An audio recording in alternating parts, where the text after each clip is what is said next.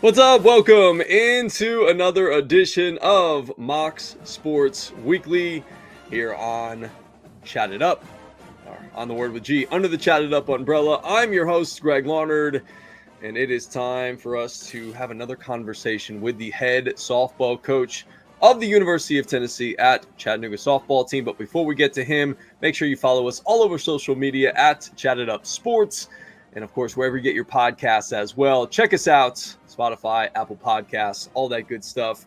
Again, at Chat It Up Sports. Joining us is the head coach of the UTC Mocs, Mr. Frank Reed, for another weekly conversation. Coach, I know you are a big fan of the UTC fight song. Are you appreciated that little nugget that we threw in there? I'm a fight song guy. If you play the fight song, it's time to get on the field. So, yeah, I do like it. It's a good addition. I'm glad that you appreciate it. I knew you would. I know we threw it on the radio show when we were on ESPN Chattanooga, and worked hard this week to kind of get that in there. I know we talked about it over the weekend, and you reminded me, so we got it in there, and we got the fight song in there for you. And look, the Mocs have been playing some softball now. We've got some award winners. We've got some people that are doing some really big things. But I want you to just talk first and foremost in the totality of the team. The team has now won 12 straight games in a row. We just came off beating Georgia State at their place yesterday on Tuesday, 9-1 in 6 innings. What has been the biggest reason for the sustained success of 12 wins in a row in your estimation as it sits right now? Well, I think originally, we struggled a little bit just in several areas but pitching, which I thought was going to be our strength. I felt like we struggled there just a tad. We just weren't getting complete games and complete innings out of people. So as that got stronger, I think our offense became better, and defense became better. Just building off each other. But I think a lot of teams focus on the pitching stuff. They revolve around what pitching's doing, and if pitching's going strong, everybody does that. And then of course they put a little pressure on. If pitchers are holding them, no score, then they feel a little pressure to maybe embrace that and put some runs on the board for whoever's on the mound that day. Yeah, incredibly important to have that consistent pitching. And, that's something that going into the season, we talked a lot about of having specifically Taylor and Peja as your top two. And then obviously Riley becoming a sophomore and maturing a little bit. And then you're hoping Alyssa would be able to turn the corner and be that cornerstone as she's been an all-conference performer in the circle as well as the senior. Something else that you and I have talked a little bit about just kind of off to the side is that's been really important to us that I feel like has been just finding the consistency within the lineup. And, we really had a good understanding of what our infield was going to look like for first, second, short, third, and then obviously behind the plate with Jace. She's been doing a better job, putting good at-bats together. But the big things that we'd been talking a lot about the last couple of weeks was trying to find that consistency in the corners. And it almost seems like we have found some good consistency in those corners between Lexi Cooley putting together some good at-bats in right field, getting good jumps and good reads on the ball. And then Raven Jones has really stepped up and sort of taken hold of that left field spot. She's made some catches. She's basically made all the routine plays out there. She's made a couple of tough plays. The balls hit right at her yesterday and had her first collegiate home run. So shout out to Raven as well. Talk about just the importance of having the consistency of the lineup down, more so the way you want it. Well, as a player, you wonder, hey, I'm in the lineup today. I'm not in the lineup today. I think pitchers sort of adapt to that. Everyday players, maybe are not as used to that as it has been. And so we have played a lot of people. And I think as I went into the week or went into each day, each game, not really sure how the lineup was going to play out. Original thoughts were how do we get as much power into the lineup? And I'm not sure that the lineup we have now is conducive to that happening. I think, we backed up a little bit and we got more of line drive, move runners type lineup with Raven. And, of course, she hit a home run last night. Of course, our biggest thing was to try to feel how we would get, Bailey Pitts and Abby into the hitting spots because they were doing some great things for us. And that doesn't mean that we're not going to continue to use those people. It doesn't mean that we might not shake it up a little bit. But because I was thinking on the bus ride home last night, we have to be able to incorporate some more bats, some more power in situations into our lineup. And I think that they're not just sort of just flow through thinking, well, we're not going to get that. Because we got too much talent. I think we got some talent sitting on the bench that I think can really come in and help us, sort of like Anadovi did last year, with off the bench. You never doubted that she wasn't going to come through, but she was just that player.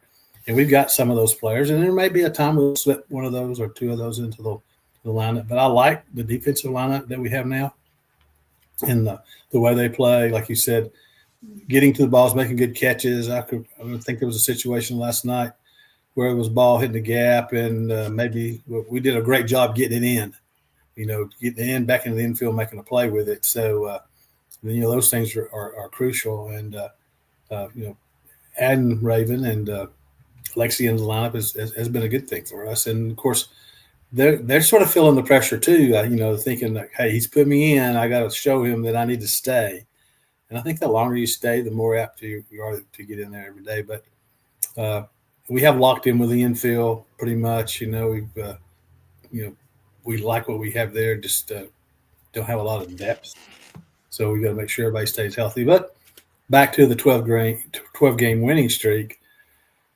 It's not going to last forever, and every game just puts a little bit more pressure. Hey, we got 12. Can we get 13? Can we get 14? How many can we get? And I remember one year we got 25, and it was just every game was just like pressure. We'd lost our first tournament in Florida that weekend, and I remember one of the coaches was concerned, but hey, this is not us. What are we going to do? They're all panicking. I'm thinking there's nothing but a few wins won't fix. Well, a few wins turned into 25 wins, and so eventually we lost, but that those situations are going to come up. So hopefully we can, to think that we could go the entire rest of the year in our sport and be undefeated, that would be a remarkable thing to do. I don't think that's going to happen. We sort of want to both. We sort of want to pick and choose when we want to lose or if we lose, and not by design, but it's just it's better. I think it's better that way. Yeah. But I'm starting to feel that the team's feeling a little bit, because the more, I don't know, that it's sort of that unspoken thing. Let's just don't talk about it. Sort of like a no-hitter. Let's don't talk about it. And let's see how it plays out. So I think we want to do that. Let's just talk about this 12-game winning streak. And I'm talking about it, but let's see how we move forward. And just take game by game. As long as we're getting quality games, quality at bats, quality pitches, there may be times that you don't necessarily can incorporate it into when I talk about good at bats and bad at bats. Good at bats are not always a line drive or one over the fence. Sometimes it could be just fouling balls off and being tough at the plate. And I think that's what we want to continue, sort of like an at bat where we're there plugging for it every pitch, every hit ball. I think that's the things that we're looking for. Yeah, those are obviously the things that you want to focus on, especially amongst that 12-game winning streak. And I know, look, I mean, I'm part of the coaching staff, but I'm also part of the media right now. So it's like you have to put one hat and the other on. You sort of switch it, where I know this is a big talking point where, hey, 12 wins in a row, and Peja, was, just won an award, which we'll talk about in a few minutes. But, I just wanted to talk about something that I sort of sense as one of the coaches on the staff as well. And you and I haven't really talked about this, but in kind of putting that 12-game winning streak to the side, I think it's really helped our girls gain confidence and belief in themselves. And even when we were losing, it was like close games. We weren't getting blown out, but now we've started to develop this toughness. And then the weekend that I wasn't there, where we played the Frost Classic, you guys had a lot of tough wins. It was very tough and tight, and you learn how to win those close games. And, you've even said it last weekend against in North Carolina at Gardner-Webb. We played some tough games. That IU Indy team is a very scrappy team. We had to come back against them the weekend before at the Frost Classic, and last weekend against Gardner-Webb, or at the Gardner-Webb Classic, the spring at the Springs or whatever it may be. Those type of games are not what you want to always deal with, but they're good. You understand what they mean to the team. And I don't know about you, but I feel our girls' confidence just kind of like rising with every single win. It's like, all right, the belief is there, and hey, we are a good team, and we believe in ourselves, and we believe in each other. Do you get that sense? Because I kind of get that sense. I do. I feel the same way, and it's not just something that happens. It develops over time, and it has to happen with success.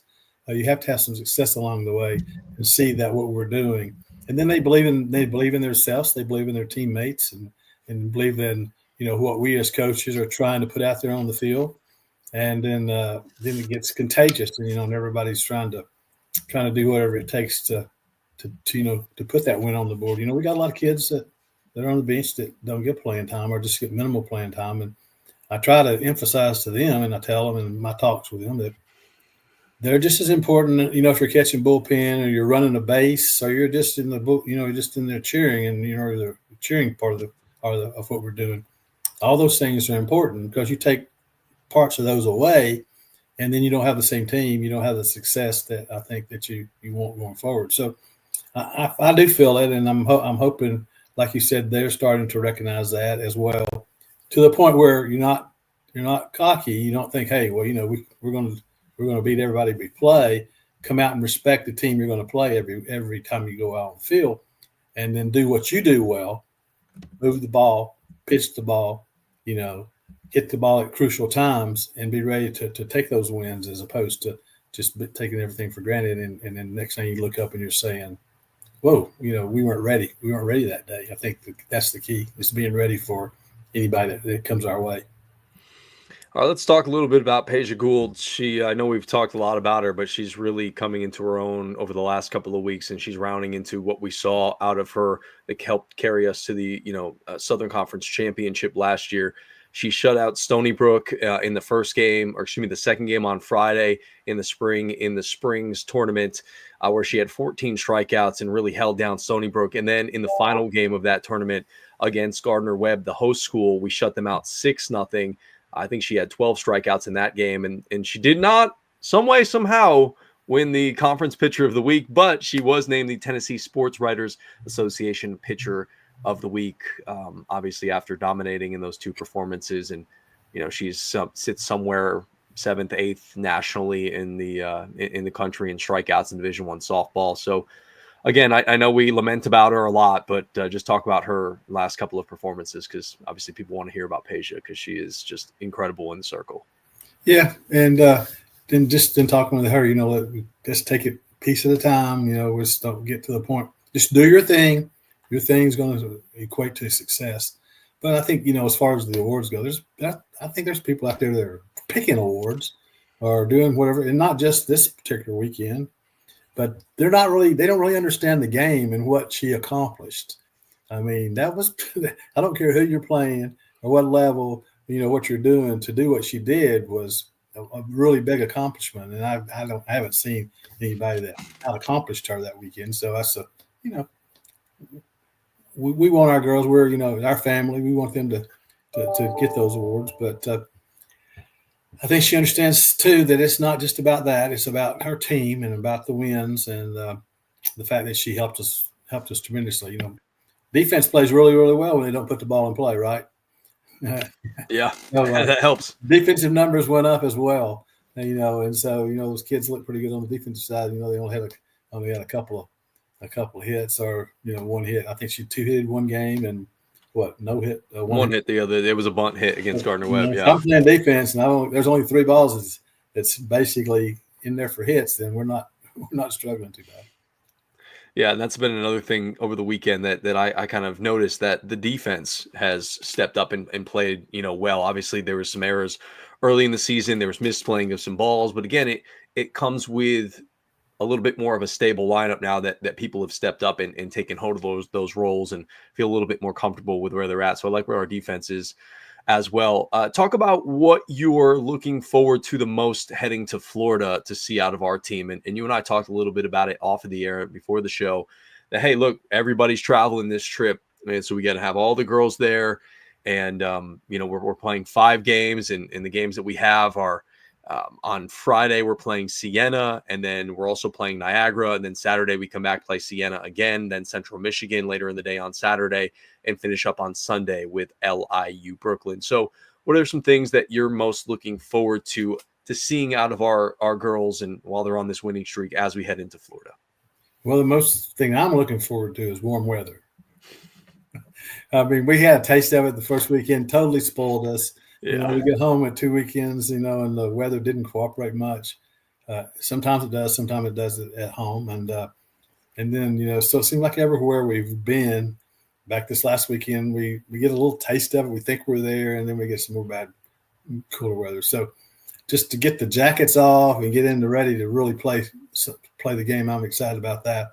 And then too, just to see where we are with the lineup and the things that we've been doing so far. We're just in this just a few handful of games. So I think it was just this week that I told you I felt like I'm pretty much getting close to getting the lineup set like I think I want it. And so just to seeing how they continue to gel with each other, and like I said, get some warm weather and get some more people out. Hopefully, we're going to get some more of our pitching staff out, more games, and like in a tournament setting where we're not just using the two. So we get them back out there to throw, and I think we've been pretty good about giving them all some starts, and so just sort of figure out where they're going.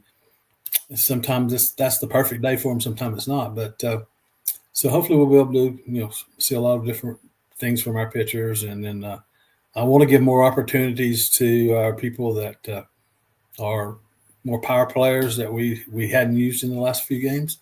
I think we used I can't remember when we used Bailey the last, and she came in and got a big hit up the middle. So we've got a tremendous bat in Bailey, and then Abby sitting over there that we've got to use, and some others there as well to see if we can use them in some spots where we'll be able to bring them along a little quicker, because we're going to need those people when we get into the conference tournament. Yeah, absolutely. And that's something that, I had a conversation with Bailey and a little bit with Abby Bunt as well. Obviously, Abby, a freshman, and Bailey's kind of not used to being in this role. I think she's more used to being in the lineup every single day like she was last year. And this year having to sort of, struggling a little bit out of the gate, struggling defensively as well. Hey, I need to find a new role, and how do I make myself important to this team, and how do I find my niche sort of coming off the bench. And I remember one time she said to me when she had a real bad at bat again, I think it was against Jacksonville State. I don't think she swung at the first pitch, and then she ended up striking out on 3 pitches. And it was like, I just didn't feel ready. Well, I'm like, well, that's on you. You have to do what you need to do to go feel ready. You may not be able to hit off a tee all the time. You may have to just get your helmet on, and in between, while we're, hitting, go out there and take some dry swings, so you can feel mentally ready to go in there and hit. And like you had mentioned in that game against Gardner-Webb, she put the ball, as you mentioned, that got our first RBI of the game. Then the next day against Gardner-Webb, hit a ball to the right side to score a run. And then Abby Bunt came in, got a base hit to score a run or two. So those girls, I think, have done a really good job of keeping themselves prepared. And I think anybody who's listening to this, whether they're a parent or a coach or whatever, I think that's something important to tell your girls that, hey, don't be caught off guard. You always have to stay ready to get in there and to perform when you get your opportunity. Yeah, when I say so-and-so, you're up, let's hit, let's go, I want them to be ready. I told them a few weeks ago, have your helmet there for our defense, have your glove there, know where it is, be ready to go at that particular time. And I've called them a time or two. I said, I'll call somebody's name and let's go. And I'm looking and they're not out, and I'm looking and they're not out. And I'm thinking, are they even here today? I know they're there somewhere. Maybe they're in the bathroom. I'm not sure.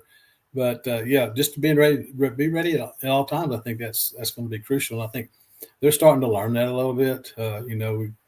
We've got 22 on the road and 27 in the dugout, at home. So it gets a little congested sometimes. But sometimes you have to sort of pull yourself away as a player, make sure that I've got everything in my arsenal. If I need to be up taking some swings, be in the bullpen taking some swings or whatever, because I think Coach might use me here. I think he might call my name. I might have to go on defense. So just be making sure they're being ready. And I think that's something you tell them, but they've got to learn it and feel it for themselves, feel the situation.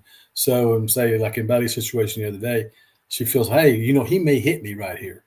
I got a good feeling that he's going to need some power. Looking at the lineup where we are, people are getting on. Same thing with pitching. If you're in the bullpen, looks like we may be making a change here because we're a little bit of trouble. We got a couple of people on, 1 out or no outs. Coach may be making some change, so I'll make sure that. Of course, we have people in the bullpen, but make sure that's when you step it up. You're throwing a little harder, you're hitting your pitches a little bit better. Another thing I noticed this week or yesterday, and I noticed it the other day too, is if you're in the bullpen and you're the next person out, or that plus, I think this is the point I really want to make. we have a long inning and we score several runs, and our pitcher that's on the mound is just not. Now it's time. She's cooled down past her cool down time, so I think she needs to be in the bullpen. We're going to talk about that a little bit more this week, and hopefully we can put that into play. So hey, we're scoring 3-4 runs. It's no outs. Looks like we're going to have a big inning. We've already been down for a while. We've been out there for a while. Let's get in the bullpen and start throwing. Make sure that we're ready to go when time's called on.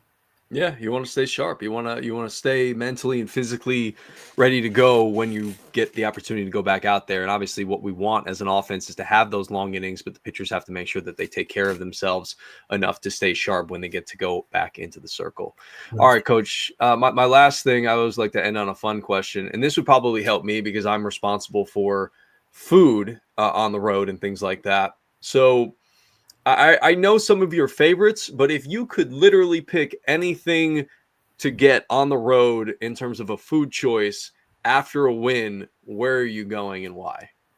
Well, the kids like steak. We've done that thing a lot. I like barbecue or Italian or something like that. Pretty easy. But my favorite, if we're going to get a sub, it's Firehouse. It's got to be Firehouse. That's it. I got my second choice, but and I've got my last choice. People probably wouldn't want to hear that. Probably go against it. Probably not get any advertisement from those people if I mentioned their names. But true. Firehouse is my favorite. I like some other places. We do the steak place as well, and Texas Roadhouse. Texas Roadhouse. I'll be honest with you, I'm getting sort of tired of that. We've been there. We got on a hook on that last year because we won. We went to Texas Roadhouse. We won, and so it had to be Texas Roadhouse every time. And as good as steaks are sometimes, or whatever they have, is sometimes that gets a little bit old. But where's somewhere else that you'd like to try then? If we're not going to go to Texas Roadhouse, we're going to get the chance to go to sit down at Florida a couple of times. So what should I be looking for? I think we're not taking advantage of sit down. Sometimes we try to rush it through and then really don't enjoy the meal. But I like we sit down for Mexican the other day. Just some Mexican places. I like that a lot, and so I think the kids do as well. Just can't think of anything really off the top of my hat, but we try that, and then I would like and I don't know what kids would do, but just a down home meat. What I call a meat and three. I'm not sure you understand, or the new young people understand a meat and three. Do you understand that? Meat and three? Is that like a meat and three sides? Yeah, like vegetables. Maybe a good plate of a meatloaf and maybe some beans and meatloaf, whatever, or just cornbread, some collard greens, green beans, something like that. I'm not sure how much the kids would eat of that, but that would always work well. Okay, I will keep that in the back of my mind. Head coach for the UTC softball program, Frank Reed, again, our guest here on Mocs Softball Weekly. Coach, it's always good to chat with you. And, when I won't see you today, obviously, because we have a float practice, but I will be seeing you for about 12 hours on the bus on Thursday. Can't wait to get to Florida. And as you mentioned, get to some warmer weather. Sounds good. Make sure you follow us all over social media. As I mentioned, at Chatted Up Sports. Again, this has been Mocs Softball Weekly with head coach Frank Reed. We'll see you next week.